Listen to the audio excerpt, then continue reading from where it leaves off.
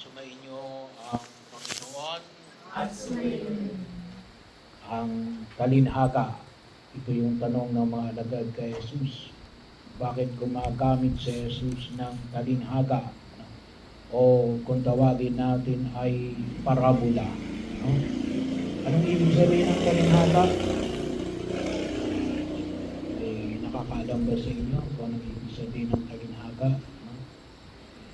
Ibig sabihin ng talinhaga ay mga ordinaryong pangyayari. No? Katulad nung nakaraang linggo, babalikan natin yung ebanghelyo tungkol sa maghahasik. No? So, very ordinary. No? Bagamat ngayong panahon na ito, ay sabi nga natin, pero dito, may mga nagtatanim pa. Pero iba kung minsan ay wala na silang nakikita ang pagtatanim. Pero very ordinary. Yung paggamit kapag sinabi natin talinhaga, katulad ng pagtatanim ng trigo, nung panahon na Jesus, ay sapagkat 2,000 years ago, talagang agricultural. Wala pang laptop noon at saka cellphone. So very normal yung pagtatanim. O di kaya ay katulad din po ng bahagi, yung butil ng mustasa, pagkahantulad sa pagkahari ng Diyos. Nakakita na ba kayo ng butil ng mustasa? Ako nakakita lang ako nung panahon ng pandemya. Ay bahagi yun. Mas maliit pala yun sa munggo. Pagkakataon. May mga bata ngayon, hindi na marunong ngayon magtanim. Nung una, kasama pa sa paaralan, talagang magtatanim ka. Kahit na hindi ka agriculture. Pero yun ang makita ko natin, ibig sabihin, mga pang-araw-araw na nakikita, pero ginagamit ni Jesus para ipahayag ang paghahari ng Diyos. Ginagamit niya ito para maipaunawa ang paghahari ng Diyos. Kaya nga, bahagi yung nakita natin na alin. Itong mga talinhaga ay may dalawa tayong nakikita na pagkilos. Una ay nagpapahayag. Pangalawa, alin yung nagtatago. Kasi nung sabi ni Jesus, makinig man kayo ng makinig, hindi kayo makakaunawa. So, bakit? At tumingin man kayo ng tumingin, hindi kayo makakakita. Kaya anong sabi niya sa kanyang mga alagad? Mapalad kayo. Sapagkat ipinapaliwanag sa inyo itong paghahari ng Diyos. Kaya anuman yung pamamaraan, ito ay kung tawagin natin ay technique na Jesus sa pagpapakilala ng paghahari ng Diyos. Pero yun ay may dalawang aspeto. Maaring magbigay sa atin ng pangunawa o maaring hindi ito magbigay ng turo sa atin. Kaya anong kanya yan na Jesus? Ay mag-ingat tayo kasi mayroong panganib. Ano yung panganib? Yung pagiging pagkakaroon ng kalyo. Yung wala ng pakiramdam. So, ang pusong hindi na marunong makiramdam.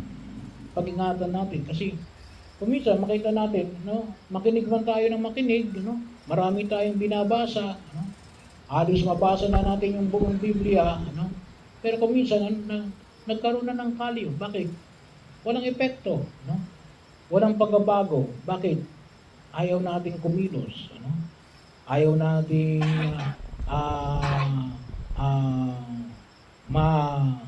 matanto, maunawaan, o ayaw na nating pakinggan ang mga salitang ito na bakit puno na tayo ng kalyo. Bahagi ho yun. Nagiging manhid ng ating mga puso. Kaya pag-ingatan natin na huwag tayong maging manhid. At pangatlo, nakita natin na alin? Yung pagpapala. Pagpapala ng alin? Ng pangunawa. Kaya anong sabi ni Jesus sa kanyang mga alagad? Mapapalad kayo.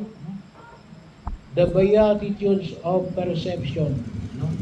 Mapagpala, no? Kaya kung minsan yung mga magulang, ano sabi nga, no? Mapapalad yung mga anak na nakikinig, no? Kasi bakit? Nilalayo nila yung kanilang sarili sa kapahamakan, no? Kaya mapapalad ang mga magulang, ano, na pinakikinggan ng kanilang mga magulang, no? So bahagi o yun na kung saan ay makita ho natin, no? At naalin, sila ay present, nandoon, ano? Nakikibahagi at nagtatanong, no? Naghahanap ng kasagutan, mga uhaw sa katotohanan. At sabi nga natin, handa na tumanggap sa mga lihim ng paghahari ng Diyos. So paano natin may isa sa katuparan ng Ebanghelyo natin ngayon sa araw na ito? No? Una ay kinakailangan nating i-check, no? Yung kondisyon ng ating puso. No? Bahagi ho, no? So hindi lang sabi nga natin physical, no? Hindi lang yung physical na check-up, no? Kinakailangan natin ng spiritual check-up. Kaya napakahalaga din yung tinatawag nating pagninilay, no? I-check natin, no? Kung ang puso ba natin ay may kalyo na, no?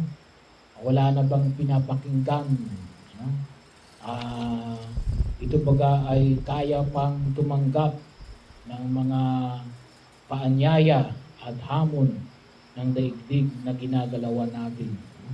Pinakailangan natin na makita, no? Kasi baka hindi natin namamalayan, no?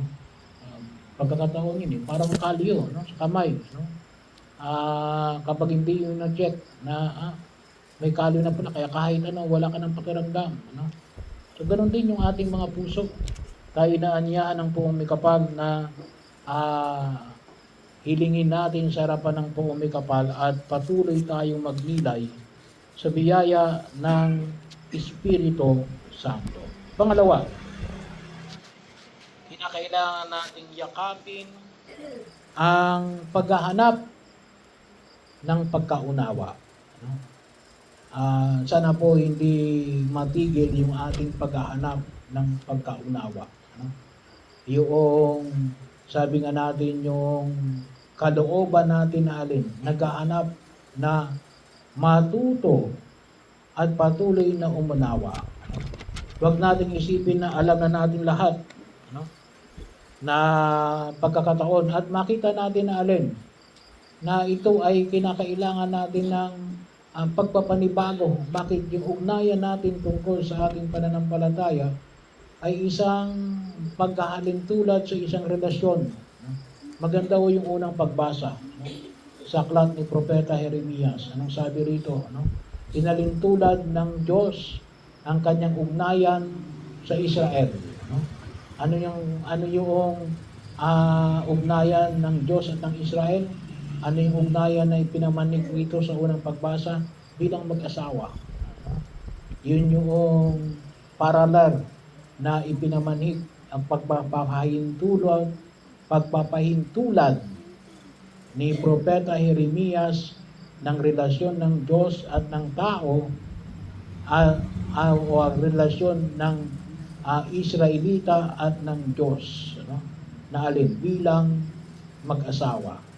Palaging nag-uugnay yung dalawa. At nakita rito yung kung mapapansin pa nga natin dito yung asawa na ito yung asawa na hindi nakikinig, kasi ang pinapakinggan ay mga propeta ni Baal, Pero yun ang pinapamanig ng Poong May Kapal. It is always a relationship, Our faith, yung ating pananampalataya ay isang relasyon, Bahagi ko yun. Yung relihiyon natin ay isang relasyon, pakipag-ugnayan natin sa Poong May Kapal. At sana makita natin na sabi nga natin, check natin yung ating puso, yung may relasyon ba natin nandyan ba yung pagbabago at ang patuloy na pagpapanibago, Alam niyo kung minsan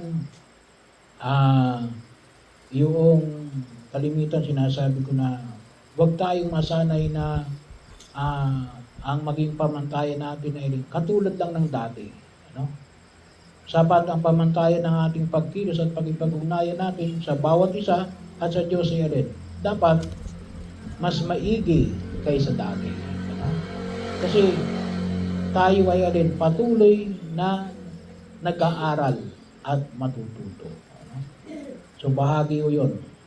Kaya din sa patuloy nating pag-nobinaryo, sa sabi nga natin, relasyon, Santa Ana, San Joaquin, ay bahagi na kung saan, mag-asawa, mga lola at lolo ng ating Panginoong Jesucristo, ay nakita natin, ay relationship din yun, na nawa ay patuloy na umusbong sa nabanggit na pagkilos, At sabi nga natin, huwag natin kalimutan binabanggit ko yun sa mga ikinasal, may kinasal ako kaninang umaga Sabi ko, yung pagmamahalan, kasi ang kinasal ko ay pangalan ni si Eman at saka si Jeremy. Sabi ko, yung pag-ibig ninyo na ipinapamanik sa bawat isa, huwag yung kalimutan na alin, yan ay higit sa lahat, malaking ambag niya na alin, yung pag-ibig ng mga magulang ninyo. Kaya yung pag-ibig ninyo, tayong lahat, saan nanggaling yan?